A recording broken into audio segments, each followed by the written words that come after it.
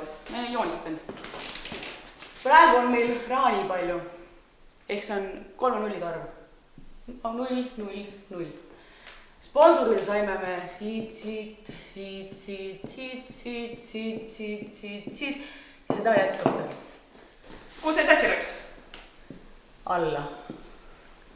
Nii, edasi läks söögi jaoks ja tehnikameeskonnale. Siis me eraldsime ära natukene üldkorraldusele, mis jagas omavahel reklaamindusele ja kuhu ta läks? Auna. Aga siit läks meil veel edasi üks probleem.